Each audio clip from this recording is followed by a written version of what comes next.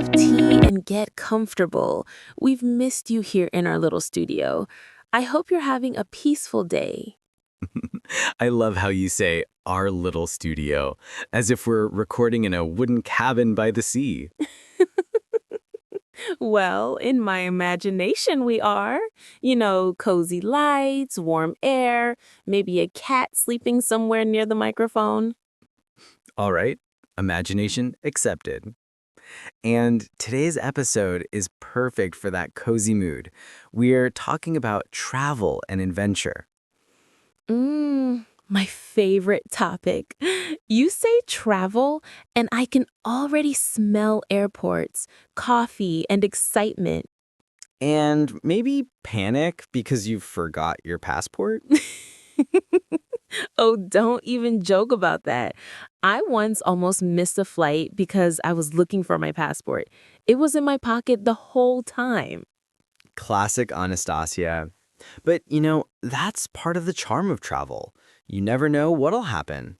Expect the unexpected, right? Exactly. That should be the traveler's motto.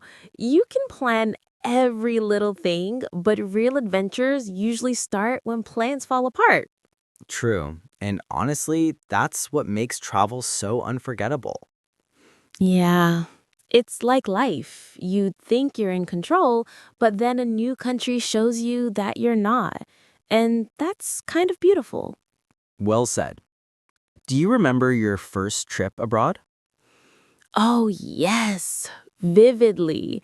I was maybe 18, went to Italy with a backpack that was way too heavy and shoes that weren't meant for walking. But I was so happy. Every street looked like a movie. I think everyone remembers that first wow moment abroad.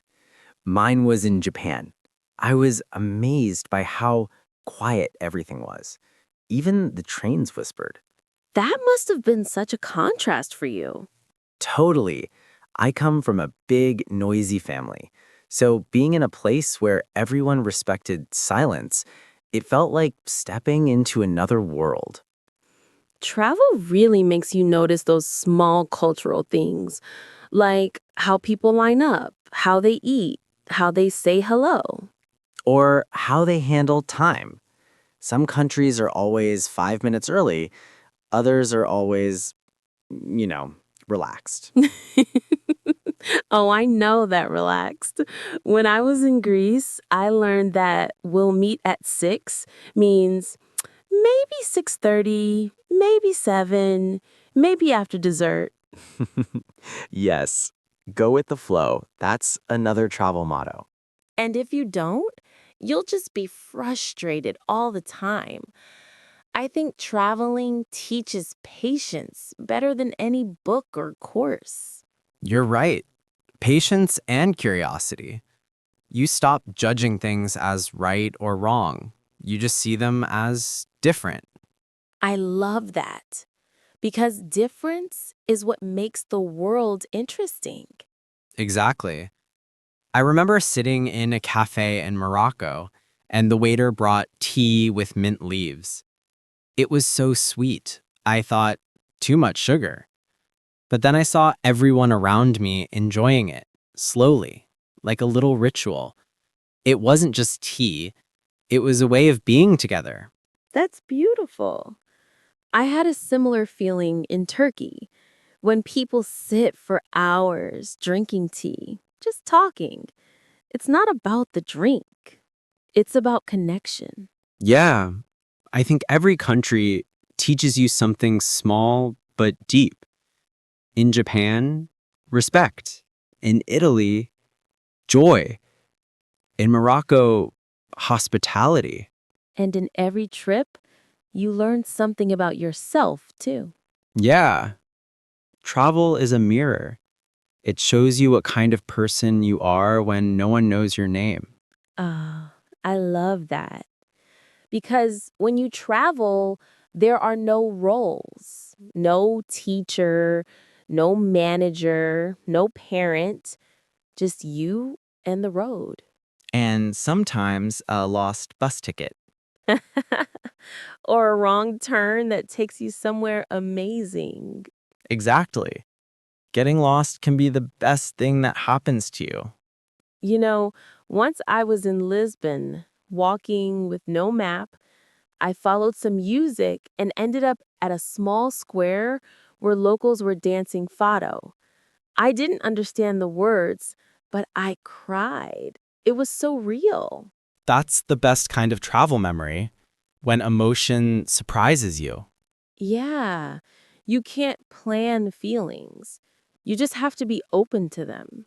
And maybe carry tissues. Definitely. You never know when travel will make you cry, from beauty or from missing your bus. That's true.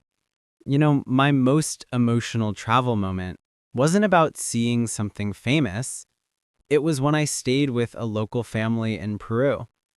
They invited me to dinner, even though they didn't have much. We ate soup, talked with gestures, and laughed. That evening felt like home. That's what I love, when strangers make you feel like family. Kindness has no language, really. Yeah, and that's something you carry back home. After traveling, you look at your own city differently. Totally. I notice how much I used to rush before. Now, after seeing other cultures, I try to slow down, enjoy my coffee, smile more. That's the secret souvenir. Not magnets, but perspective. Yes, perspective fridge magnets. We should sell those. We'd be millionaires. You know, people often think travel is about big trips, faraway countries, airplanes, expensive hotels. But adventure is everywhere. Yes. Even a walk in your own city can be an adventure if you look at it differently. Right. It's about curiosity, that childlike feeling of discovering something for the first time. Exactly. I think that's why people love to travel, to feel new again. You sound like a philosopher. Just an old traveler with too many stories. Okay, then, share one more story, something funny. Hmm. Well, once in France, I accidentally ordered 6 baguettes instead of one. My French wasn't great, and the baker thought I was feeding an army. Oh no. What did you do with all that bread? Shared it with everyone in the park. I made friends that day. Make friends wherever you go, right? Perfect. That's the spirit of travel. Your turn. Funniest travel mistake. Okay, this one's embarrassing. In Spain, I tried to say I'm excited, but I used the wrong word and basically told everyone I was pregnant. Oh no, that's priceless. They were so happy for me. I just smiled and nodded. See, mistakes make the best stories. Yeah, don't be afraid to make mistakes. That's how you grow, in language and in life. Very true. You know, I think travel also teaches humility. You realize you don't know everything, and that's okay. Yes, there's something freeing about that. Exactly. You stop pretending to have all the answers. You just observe, listen, and learn. And sometimes that changes you more than any class or job. It really does. By the way, if you enjoy natural English conversations like this, don't forget to subscribe. It really helps us keep creating for you. Nicely done. You're getting good at this podcast thing. Maybe I should travel and start a podcast from every country? You'd have millions of followers and zero rest. True. But imagine 1 week in Japan, next in Mexico, then Iceland. Sounds amazing. I'd join you just for the food. I knew it. hey, good food, good stories, that's what travel's about. And good people. Always. It's not the place, it's the people. I couldn't agree more. So true. I remember in Greece, I was invited to a family dinner by someone I'd met that morning. We sat for hours eating, laughing, and I barely understood what anyone said, but it didn't matter. That's the best kind of dinner. Yes, food is love in every language. And it's also the best memory. You forget museums, but you never forget meals shared with people. True, and sometimes those meals are adventures themselves. Like your spicy frog story? Exactly like that. You're brave. I usually read the menu 3 times before ordering. That's why it takes you an hour to choose. Guilty, but I call it culinary caution. I call it starving politely. Okay, fair. But it's true. Food tells stories. You can taste history in every dish. Yeah. And sharing food breaks barriers faster than words. You know, maybe that's what travel really is. Sharing. Sharing space, time, and stories. I love that. The world feels smaller when you share it. Beautiful. You're full of quotes today, George. Maybe I should start a travel blog. You? With your 6 baguettes in France story? I'd read that. Don't tempt me. I might do it. You should. You have a good mix of humor and wisdom. That's because I travel with people like you. Stop. You'll make me cry. That's another thing travel does. It makes you grateful. Yes, gratitude. For moments, for people, for the fact that the world is still out there waiting.